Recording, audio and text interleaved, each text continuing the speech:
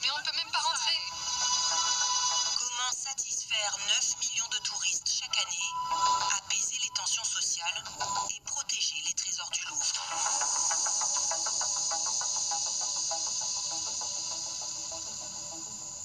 Imaginez, vous êtes dans le musée le plus célèbre du monde. Des milliers d'œuvres, des millions de visiteurs chaque année, et une sécurité réputée presque impossible à percer. Et pourtant, des vols ont déjà eu lieu au musée du Louvre, le plus grand musée du monde. Des œuvres ont disparu, certaines ont été retrouvées, d'autres restent un mystère. Comment peut-on voler dans un musée aussi sécurisé? Qui ose s'attaquer à un symbole mondial de l'art? Aujourd'hui, nous allons plonger dans les coulisses des vols au Louvre, comprendre comment ces crimes se produisent et pourquoi le musée est aujourd'hui sous pression. Partie 1. Le Louvre, un trésor mondial. Le musée du Louvre n'est pas un musée comme les autres. Situé au cœur de Paris, il abrite plus de 35 000 œuvres exposées et des centaines de milliers d'autres dans ses réserves. Parmi elles, certaines des œuvres les plus célèbres de l'histoire. La Mona Lisa. La Vénus de Milo. La Victoire de Samothrace. Chaque année, près de 10 millions de visiteurs passent par ces galeries. Mais ce gigantesque musée est aussi une cible. Car là où il y a des œuvres valant des millions, voire des milliards d'euros, il y a forcément des criminels prêts à tout. Partie 2. Le vol le plus célèbre de l'histoire. L'histoire du Louvre a été marquée par un vol devenu légendaire. En 1911, la célèbre Mona Lisa disparaît. Oui, le tableau le plus célèbre du monde est tout simplement volé au Louvre. Pendant 2 ans, personne ne sait où il se trouve. La police enquête. Le scandale est immense. Le voleur s'appelle Vincenzo Peruggia, un employé italien du musée. Il avait caché le tableau sous son manteau après avoir passé la nuit dans le musée. Son objectif? Ramener l'œuvre en Italie, qu'il considérait comme le véritable pays d'origine du tableau.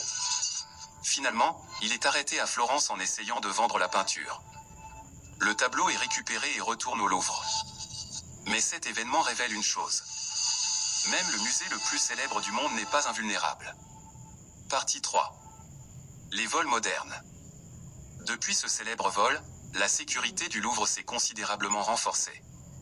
Caméras, gardiens, systèmes électroniques, vitrines blindées. Et pourtant, des tentatives de vol continuent d'exister. Certains voleurs visent de petites sculptures, des objets antiques ou des œuvres moins surveillées. Pourquoi? Parce que voler une œuvre mondialement connue comme la Mona Lisa serait presque impossible à revendre.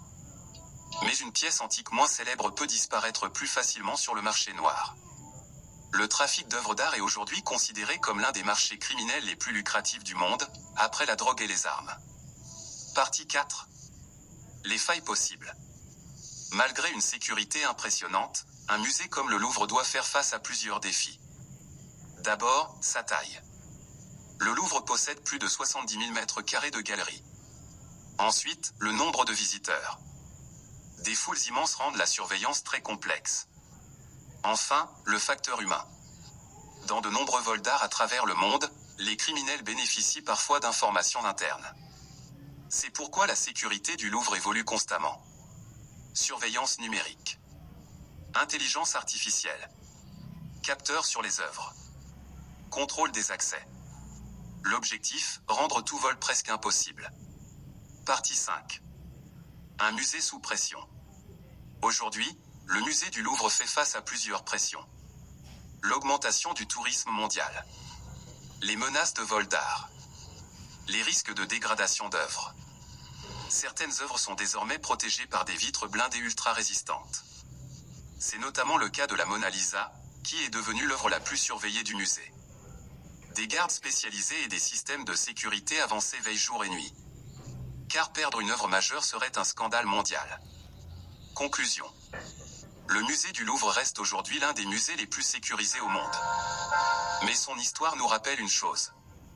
Même les lieux les mieux protégés peuvent être vulnérables. Le vol de la Mona Lisa en 1911 reste l'un des plus grands mystères de l'histoire de l'art et une leçon pour tous les musées.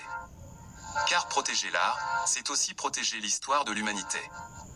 Alors dites-moi en commentaire. Pensez-vous qu'un vol spectaculaire au Louvre pourrait encore arriver aujourd'hui? Et si vous aimez les histoires vraies, les mystères et les enquêtes incroyables, abonnez-vous à la chaîne pour ne rien manquer des prochaines vidéos.